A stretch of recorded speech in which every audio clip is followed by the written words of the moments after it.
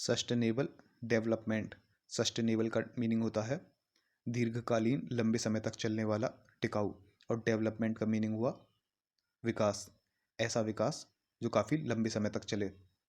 अगर यदि केवल विकास पर ही ध्यान दिया गया, इंडस्ट्रियलाइजेशन पर ही ध्यान दिया गया और उसके कारण यदि एनवायरनमेंट को, पर्यावरण को नुकसान पहुंचता है, तो ऐसा विकास, ऐसा डेवलपमेंट ज़्यादा लंबे समय तक नहीं चलेगा, वह सस्टेनेबल नहीं होगा। इसलिए डेवलपमेंट और एनवायरनमेंट के बीच में एक बैलेंस बना के रखना चाहिए, जिससे कि डेवलपमेंट सस्टेनेबल हो, काफ़ी लंबे समय तक चल सके। इससे सोसाइटी एज अ होल, लोगों को इकोनॉमिक बेनिफिट मिलेगा, इकोनॉमी ग्रो करेगी, इकोनॉमी का डेवलपमेंट होगा, इसके साथ साथ एनवायरनमेंट भी सेफ रहेगा। मीनिंग कॉन्स्टिट्यूशन के आर्टिकल 21 में राइट टू होलसम एनवायरनमेंट, एक होलसम एनवायरनमेंट, क्लीन और डिसेंट एनवायरनमेंट का अधिकार फंडामेंटल राइट, फंडामेंटल अधिकार माना गया है, मूलभूत अधिकार माना गया है। लेकिन डेवलपमेंट जो है वो इंडस्ट्रियलाइजेशन से आता है और जो कि एनवायरनमेंट को नुकसान पहुंचाता है। इसलिए इस इशू को रिजॉल्व करने के लिए डेवलपमेंट और एनवायरनमेंट के बीच में एक बैलेंस होना चाहिए, जिससे कि डेवलपमेंट सस्टेनेबल हो। एक कॉन्सेप्ट जो है सस्टेनेबल डेवलपमेंट, इसका ओरिजिन ये आया कहाँ से? 1972 में स्टॉकहोम डिक्लेरेशन हुआ, वहाँ से ये कॉन्सेप्ट सस्टेनेबल डेवलपमेंट आया। उस डिक्लेरेशन में कहा गया, a man has fundamental right to adequate condition of life in a quality environment and bears sole responsibility to protect and improve the environment for present and future generations. इसमें कहा गया कि एक क्वालिटी एनवायरनमेंट, डिसेंट और clean environment का अधिकार fundamental right है व्यक्ति का, मैन का, ह्यूमन बीइंग का, और उसकी सोल रेस्पॉन्सिबिलिटी है, उसकी ड्यूटी है कि वह एनवायरनमेंट को प्रोटेक्ट करे और इम्प्रूव करे, प्रेजेंट जनरेशन के लिए भी और फ्यूचर जनरेशन के लिए भी। और इस कॉन्सेप्ट को डेफिनेट शेप दी गई और कॉमन फ्यूचर नाम की रिपोर्ट में। यह रिपोर्ट प्रकाशित की गई, पब्लिश की गई वर्ल्ड कमीशन ऑन एनवायरनमेंट द्वारा। इस कमीशन को चेयर किया था, इसकी चेयरमैन थी नॉर्वे की पीएम GH ब्रंटलैंड, इसलिए इस रिपोर्ट को ब्रंटलैंड रिपोर्ट भी कहा जाता है। इसमें सस्टेनेबल डेवलपमेंट कहा गया कि development that meets the need of the present without compromising the ability of future generations to meet their own needs. इसमें सस्टेनेबल डेवलपमेंट की डेफिनेशन दी गई कि ऐसा डेवलपमेंट जो कि प्रेजेंट की जनरेशन है उसकी नीड्स को भी पूरा करे और फ्यूचर जनरेशन की नीड्स भी पूरी हो जाएं, उन फ्यूचर जनरेशन की नीड्स के साथ कोई कॉम्प्रोमाइज़ ना हो। इस कॉन्सेप्ट को फर्दर डिस्कस किया गया एजेंडा 21 में, जो कि United nation conference on environment and development, जो कि रियो डी जनेरियो में हुई थी।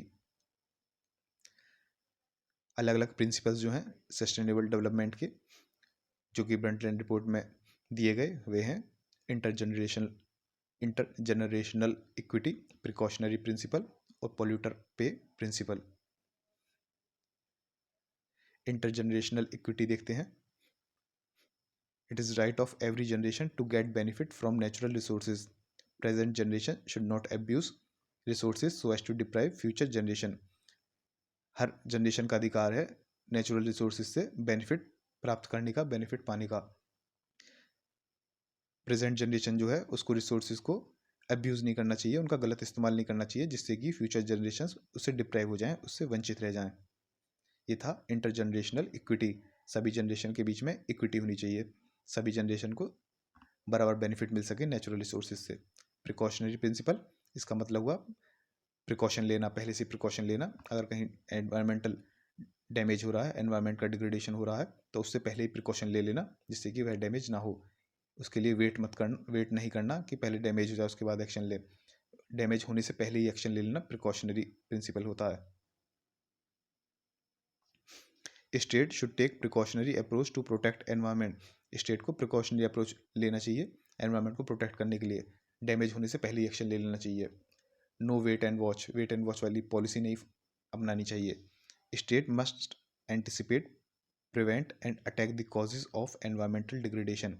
उसको पहले से ही एंटिसिपेट कर लेना चाहिए एनवायरमेंटल डिग्रेडेशन के बारे में, और प्रिवेंट करना चाहिए एनवायरमेंटल डिग्रेडेशन को, एनवायरमेंटल डिग्रेडेशन ना हो पाए, एनवायरमेंट को नुकसान ना हो पाए, और उसके कॉजेज जो हों, एनवायरमेंट को नुकसान पहुंचाने के जो कॉजेज हों उनको अटैक करना चाहिए।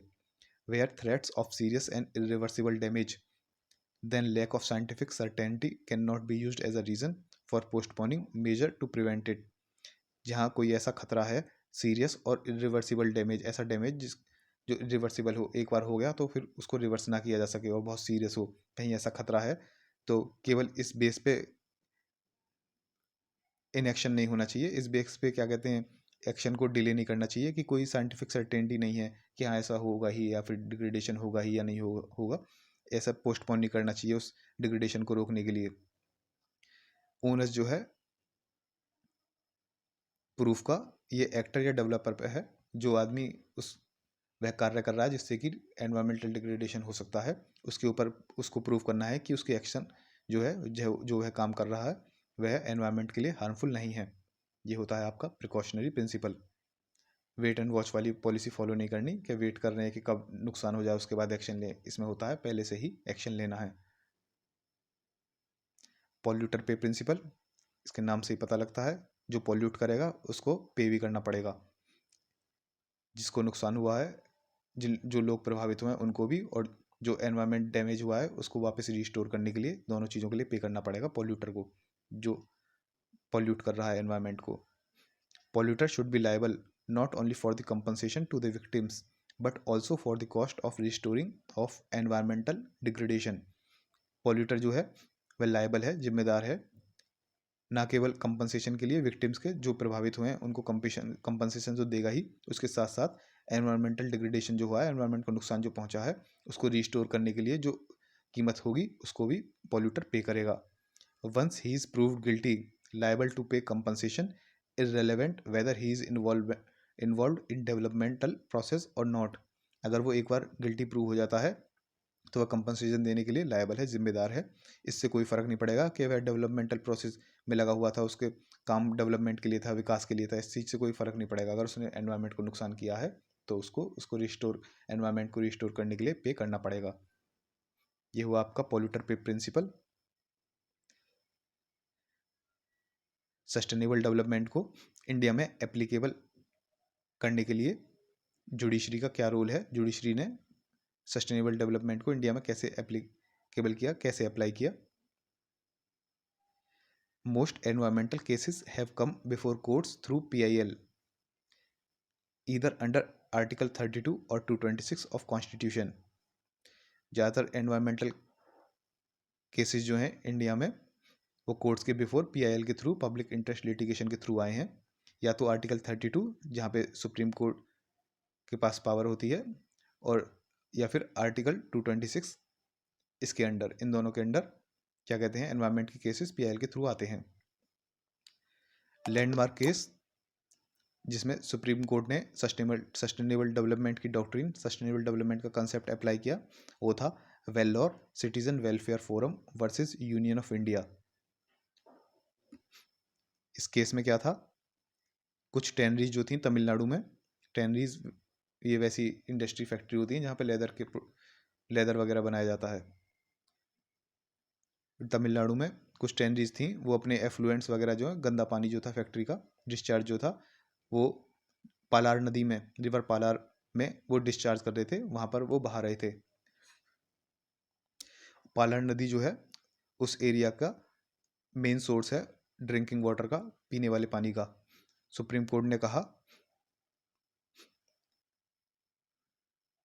कि प्रिकॉशनरी प्रिंसिपल और पॉल्यूटर पे प्रिंसिपल, ये दोनों प्रिंसिपल एनवायरमेंट लॉ के पार्ट हैं इंडिया में। ये प्रिकॉशनरी प्रिंसिपल हमने ऊपर पढ़ा था, पहले ही प्रिकॉशन लेना है, एनवायरमेंट डिग्रेड हो जाए, उसको नुकसान पहुंचे, उससे पहले ही हमको एक्शन लेना है, उसका वेट नहीं करना कि पहले नुकसान हो जाएगा तब एक्शन लेंगे। और पॉल्यूटर पे प्रिंसिपल, जिसने नुकसान किया है उसको कंपनसेशन देना पड़ेगा और एनवायरमेंट को रिस्टोर करना पड़ेगा।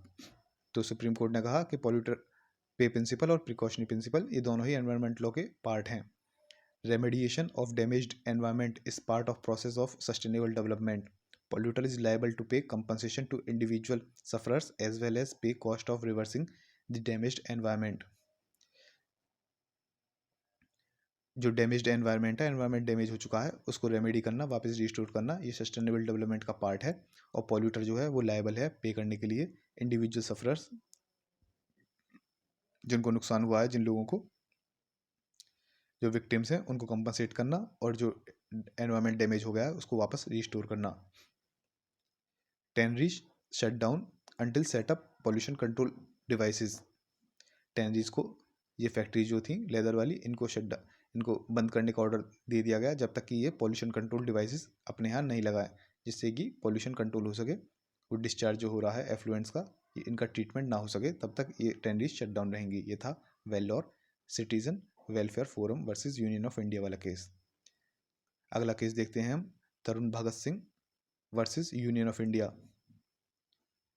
इसमें PIL गई, पब्लिक इंटरेस्ट लिटिगेशन गई सुप्रीम कोर्ट के पास कि Rajasthan government though empowered to make rules to protect environment failed to do so and in contrary allowed mining work in forest area. Court के पास PIL गई कि राजस्थान गवर्नमेंट के पास पावर है कि ऐसे रूल्स बनाए जिससे कि एनवायरनमेंट प्रोटेक्ट हो सके, वो तो गवर्नमेंट कर नहीं सकी, उसके उल्टा उन्होंने फॉरेस्ट एरिया में माइनिंग वर्क, खदान का काम करने की परमिशन और दे दी है। तो सुप्रीम कोर्ट ने डायरेक्शन इशू की कि that no mining work should be done within protected area. Supreme court ने कहा कि प्रोटेक्टेड एरिया में कोई माइनिंग वर्क नहीं हो सकता। ये था तरुण भगत वर्सेस यूनियन ऑफ इंडिया वाला केस। अब देखते हैं MC Mehta versus union of India. इस केस में सुप्रीम कोर्ट ने डायरेक्शंस इशू की for closing mechanical stone crushing activities in and around Delhi. Supreme court ने डायरेक्शन दी कि दिल्ली के अराउंड और दिल्ली के अंदर मैकेनिकल स्टोन क्रशिंग एक्टिविटीज़ जो थी, पत्थर वगैरह की क्रशिंग जहाँ हो रही थी मैकेनिकल तौर पे मशीन्स के द्वारा, उसको क्लोज करने के लिए डायरेक्शन दे दी। लेकिन however it realize the importance of stone crushing. उसने स्टोन क्रशिंग की एक्टिविटी की इम्पोर्टेंस को रियलाइज़ किया, क्योंकि ये भी बहुत ज़रूरी है, डेवलपमेंट भी होना चाहिए। And issued directions for allotment of sites in new crushing zone setup in at Pali in Haryana. इसलिए पहले तो कोर्ट ने ऑर्डर दे दिया कि दिल्ली के अंदर और दिल्ली के अराउंड ऐसी कोई स्टोन क्रशिंग एक्टिविटी नहीं होगी, लेकिन स्टोन क्रशिंग भी इम्पॉर्टेंट है, नहीं तो कंस्ट्रक्शन वगैरह सब रुक जाएंगे। इसलिए उन्होंने डेवलपमेंट को भी ध्यान रखा और डायरेक्शंस दी, निर्देश दिए। ये हरियाणा में पाली जगह है, वहाँ पर ये नया क्रशिंग जोन बनाया जाए जहाँ पे ये सारी एक्टिविटीज़ इस पाली में की जाएंगी, हरियाणा के पाली में। तो फिर कोर्ट ने इसके अनुसार क्या किया, एनवायरनमेंट और डेवलपमेंट को इक्वल इम्पोर्टेंस दी। ये नहीं केवल एनवायरनमेंट का ही ध्यान रखा गया, इसमें डेवलपमेंट को भी ध्यान में रखा। तो ये हुआ आपका सस्टेनेबल डेवलपमेंट, जहाँ पे एनवायरनमेंट को भी नुकसान ना हो और डेवलपमेंट भी हो सके। अगला हम पॉल्यूटर पेज प्रिंसिपल डिटेल में पढ़ेंगे। रिवीजन के लिए अगर PDF चाहिए तो उसका डाउनलोड लिंक डिस्क्रिप्शन बॉक्स या कमेंट बॉक्स में मिल जाएगा, इंटरेस्टेड हो वहाँ से ले सकते हैं।